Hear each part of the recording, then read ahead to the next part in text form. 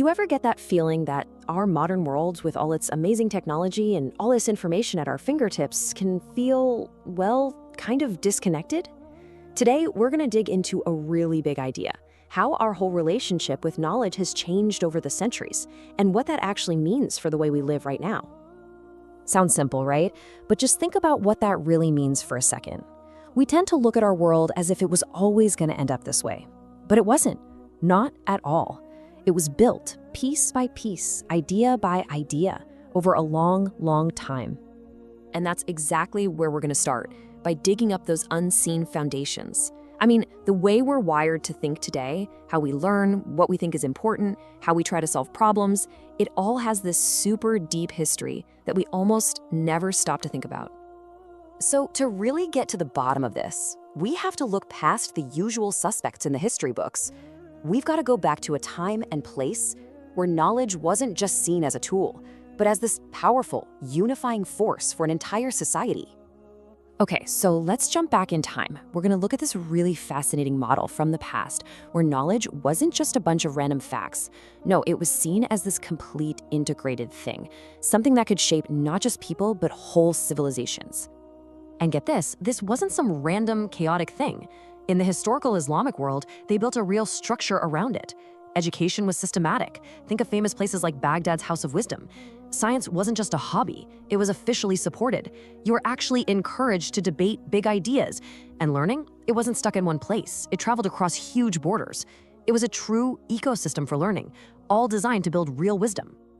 But, history never stands still, right? That incredible integrated model of knowledge, well, it didn't last forever. A huge turning point was coming, one that would basically smash that holistic system into pieces and send us down a totally new path. You can kind of trace the steps here. It starts with this era where everything was woven together: philosophy, ethics, science. You couldn't really separate them. But then huge global power shifts happened, colonial expansion, political takeovers. And suddenly, who controlled knowledge changed. The goal wasn't to create well-rounded thinkers anymore. It was about training efficient administrators. And for that, you need a much narrower, much more specialized focus. So what does any of this have to do with us today? Well, that split isn't just some old story. It's basically the blueprint for the world we live in. I mean, think about it. A scientist can invent some powerful new technology, but the tough ethical questions about how to use it? Oh, that's for someone else, in a totally different department to worry about later. We live with this fragmented reality every single day. And when you put the two approaches side by side, wow, the difference is it's stark.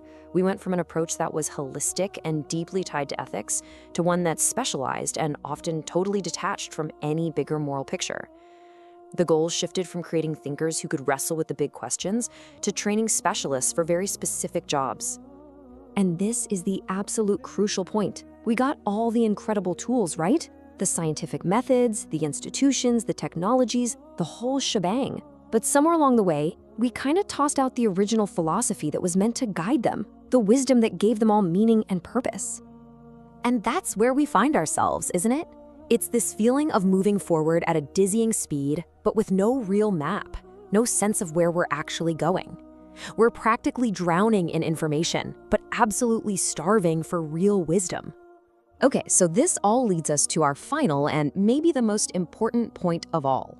The world we live in, it's not some accident. It is a direct result of how we, as a society, have decided to treat knowledge. I mean, that's the real question underneath all of this, isn't it? Why do we have these specific problems? Why does all our incredible progress sometimes feel so empty, so broken apart? And the answer? It isn't as easy as just pointing a finger at the internet or the printing press or any one gadget. It goes way, way deeper than that. It's because of choices, human choices. Just a long, slow series of decisions made by people and institutions over hundreds of years that have shaped what we care about and how we see the world. And that's really the thought I want to leave you with. Our reality right now is built on those choices.